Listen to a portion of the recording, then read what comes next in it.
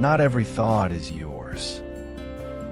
Beloved, have you ever paused to wonder where your thoughts truly come from? The Bible teaches us something profound. Not every thought that enters your mind originates from you, and certainly not every thought comes from God. Let's begin by grounding ourselves in Scripture. 2 Corinthians 10 verse 5 says, "We demolish arguments and every pretension that sets itself up against the knowledge of God, and we take captive every thought to make it obedient to Christ."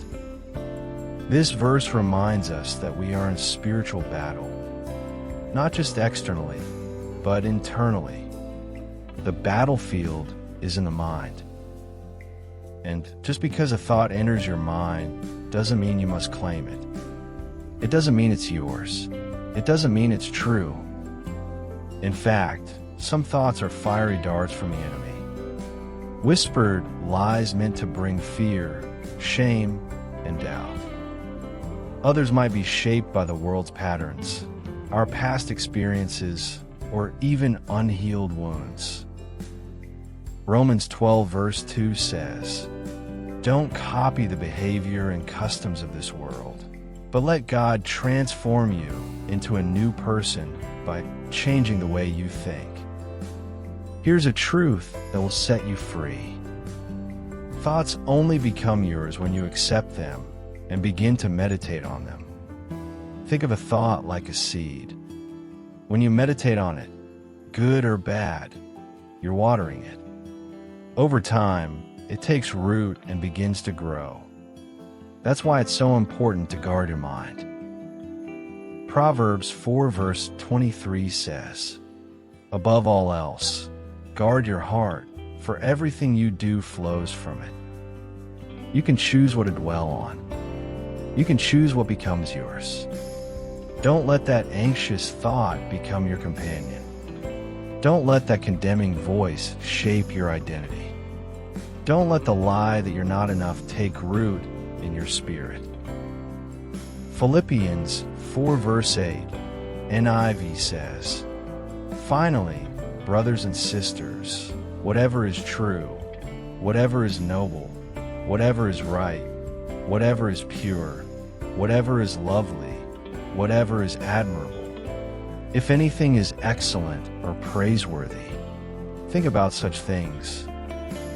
Beloved, this is your invitation. Filter your thoughts through the Word of God. Let the Holy Spirit help you recognize which thoughts are from Him and which are not. You are not what you feel. You are not every thought that enters your mind. You are who God says you are.